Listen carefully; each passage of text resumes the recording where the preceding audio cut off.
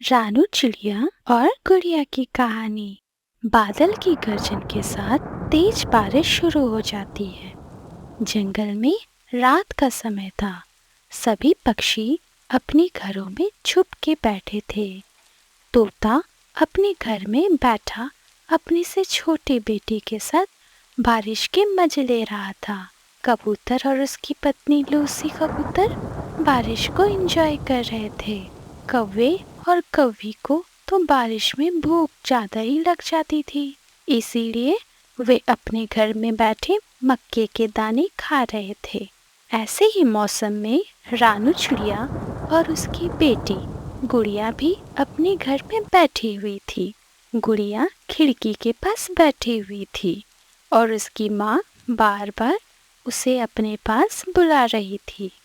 गुड़िया बेटी, मैंने कई बार आपसे कहा है मेरे पास आ जाएं, खिड़की पे ना बैठे। मम्मा, जब भी बारिश होती है आप मुझे बारिश नहीं देखने देती। सब पक्षी बारिश को बहुत एंजॉय करते हैं, मगर आप ना जाने क्यों बारिश से इतना डरती हो। अच्छा, मेरे पास आ जाओ, फिर आपको बताती हूँ कि बारिश से इतना क्यों डरती हूँ। फिर गुड़िया अपनी मम्मी के पास घोंसले में आकर लेट जाती है। अब बताओ मम्मा, आप इतनी बारिश से क्यों डरती हो? ये बात तब की है जब मैं बहुत छोटी थी। मुझे भी अपनी तरह बारिश बहुत पसंद था। उस दिन आसमान पे बादल घने थे और मैं अपनी मम्मा के साथ नदी पर जाने की जिद कर रही थी और मेरी माँ, आपके नाना, मुझे कहती है, रानू बेटी, ऐसे मौसम में बाहर जाना ठीक नहीं होता। बादल घने हैं, किसी भी समय वर्षा हो सकती है। मम्मा प्लीज, मैं बारिश की नदी में पानी बढ़ते हुए देखना चाहती हूँ। मम्मा, मेरी तरह ही आपको भी बारिश देखने का शौक था, तो क्यों अब डरती हो इतना बारिश से? सुनो गुड़िया बेटा, मैं यही बता रही हूँ। फिर मेरी जिद के आगे आपकी नानी को हार मानना पड़ा और वह मान गई। अगर बरसात हो गई तो फिर रोना ना। मैं तो बहुत एंजॉय करूंगी, बारिश को नहाऊंगी अच्छे से। फिर मैं और आपकी नानी नदी की तरफ चले जाते हैं। भी हम नदी पर पहुंचे थे कि तेज बारिश शुरू हो गई। उस दिन की बारिश इतनी तेज थी कि कुछ ही देर तक तरह पानी ही पानी हो गया था।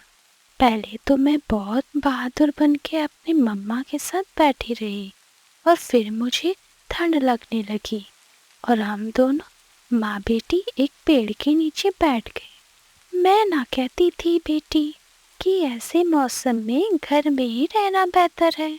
देखो, कोई पक्षी दिखाई नहीं दे रहा, सब अपने अपने घरों में बैठे हुए हैं।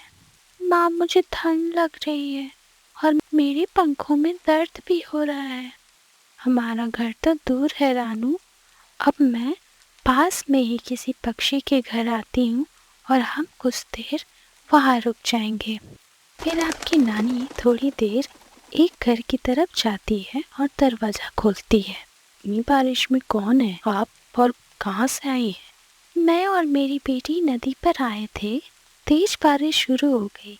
क्या आप कुछ देर मुझे अपने घर में रख लेंगे? कहाँ है आपकी बेटी? वो सामने नदी के पास मेरी बेटी।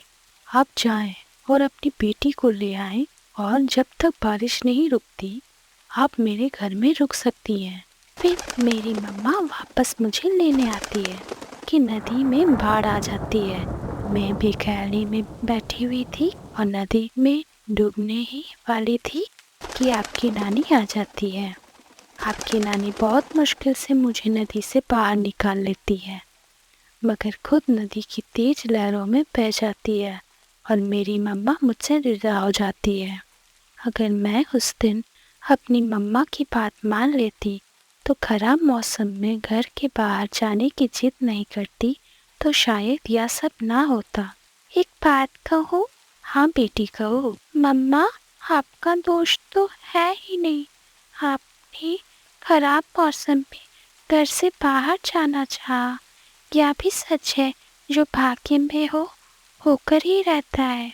लेकिन मैं खुद को इन सब को जिम्मेदार समझती हूँ। वे सब मेरी वजह से हुआ है। तो फिर मम्मा, आप इस बारिश में कहाँ गई? फिर मैं रोती हुई तोते के पास गई और उसे जाकर सारी बात बताई। वो लाल तोता बहुत अच्छा था। उसने मुझे अपने घर में रख लिया। उसने मुझे भोजन दिया और गर्म घोंसले भी। मैं सारी रात सो पाई और फिर जब सुबह हुई तो मैं वापस अपने घर चली गई। हमारा घर भी बारिश की वजह से टूट चुका था और मुझे तो घर बनाना भी नहीं आता था। मैं बहुत परेशान होकर वहाँ बैठकर रोने लगी। तो मम्मा, आपने फिर घर कैसे बनाया? जब मैं वहाँ बैठी रो रही थी तो वहाँ चमचम चाचा आ जाते हैं। छोटी चिड़िया, क्यों रो रही हो? मेरी मम्मा रात को बारिश में नदी में डूब गई और हमारा घर भी टूट गया है। अब चुप हो जाए बेटी। और फिर चमचम चाचा मुझे अपने साथ अपने घर ले गए। चमचम चाचा पक्षियों के घर बनाने का काम करते थे। वो जब भी किसी का घर बनाते जाते तो मुझे अपने साथ ले जाते। ऐसे मैं चमचम चाचा के घर बनाना सीख लिया। तो मम्मा, फिर क्या आपने अपना घर बनाया?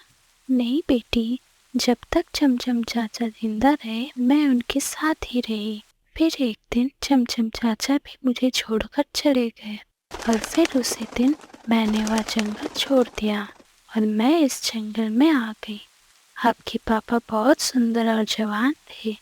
जब उन्होंने मुझे पहली बार देखा तो देखते ही मुझसे शादी कर ली। अभी हमारी शादी को 15 दिन ही हुए थे कि आपके पापा भी तेज बारिश में मुझे छोड़कर चले गए। बारिश ने मुझे खूब दुख दिए हैं, इसीलिए मैं बारिश से डरती हूँ। और फिर बारिश की आवाज़ सुनते सुनते गुड़िया सो जाती है। सुबह हो जाती है और रानू चिड़िया और उसकी बेटी भोजन लेने के लिए बाहर जाते हैं। पेड़ पौधे सब रात की बारिश में धुल चुके थे और फूल खिल चुके थे।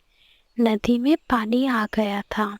वो दोनों माँ बेटी नदी पर बैठी थी। मम्मा, आपका बारिश से डरना अपनी जगह, मगर अगर बारिश ना हो तो हमें पानी कहाँ से मिले? ये फूल कैसे जिंदा रहे? पेड़ पानी कहाँ से पिए? हाँ बेटी, ये तो है। मैं बहुत कोशिश करती हूँ कि मैं सब भूल जाऊँ, मगर ऐसा नहीं कर पाती। नदी के पास उन्हें कुछ चावल मिल जाते हैं। वहाँ माँ बेटी चावल खाकर अपने घोंसले पर वापस उड़ने लगती।